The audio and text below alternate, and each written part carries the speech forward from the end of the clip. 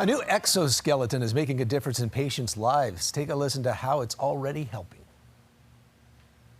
Over the past 5 months of using HAL, I felt myself getting closer to walking with every session. That'll drastically help because if I can walk, I can do so much more for myself. Okay, that is moving testimony from a patient who's using the exoskeleton powered by the user's intentions.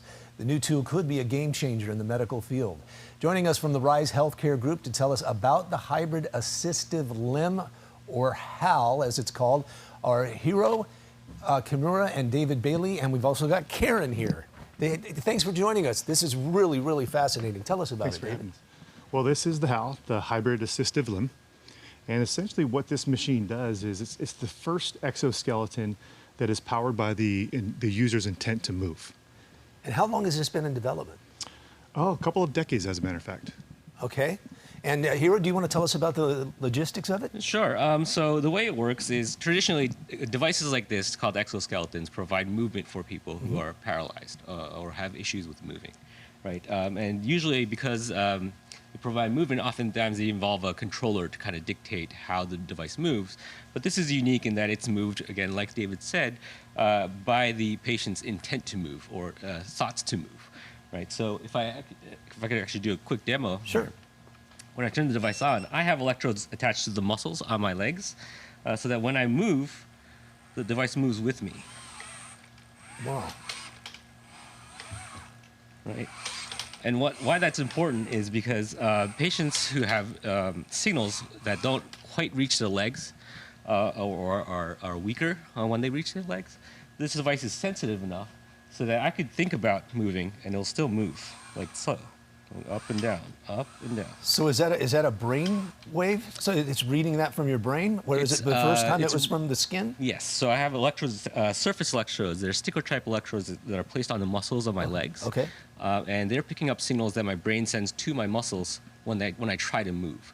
And patients who are paralyzed, again, those signals are weaker, but it's sensitive enough to pick up those very faint signals and provide that movement based on that. And what that does is it sends feedback back to the brain and lets the patient know, how to adjust the way they send their signals to their legs to get better movement, so that when the device comes off of them, they're still able to move a little bit better than they were before. Okay. And Karen, you have used this, right? I have. I started out in June, and so it's been about 6 months.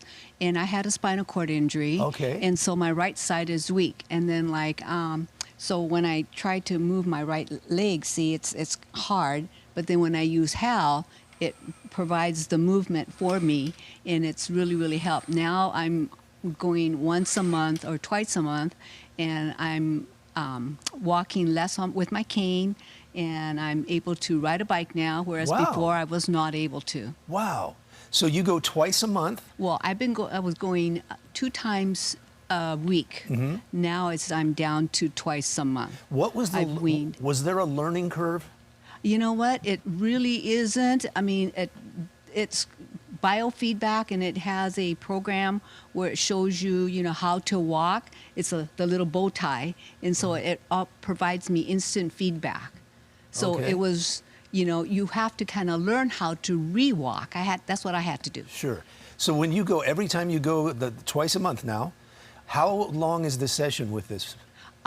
Now I wear him out, so his battery, so half an hour. I could walk for half an hour now. No. Initially, I just started out, wasn't it about 10 minutes? 10 minutes, yeah. The session itself is about an hour and a half, and it includes some break time because it does take a lot of physical exertion to work with this. But so, people start to build endurance. So initially she was at around 10 minutes in the beginning, and she's at 30 minutes now. Yes. In the device. Yep. So how many patients have been helped like Karen so far? This is new, great. Right? I mean, globally, it's been used across the world, especially in Japan and Germany, as well as Malaysia. But in the U.S., it was only recently brought over.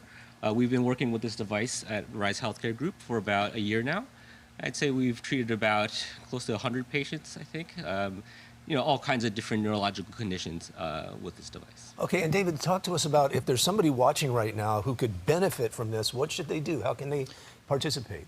Just get a hold of us on www.risehealthcaregroup.com. Okay. There's phone numbers and email addresses that you can reach us at, and we can contact us and we can answer any of your questions. for And you. is there insurance that covers this? Insurance covers it in part. Wow. And again, if there's when it comes down to the money side of it, we're most interested in helping as many people as possible at this point. Awesome.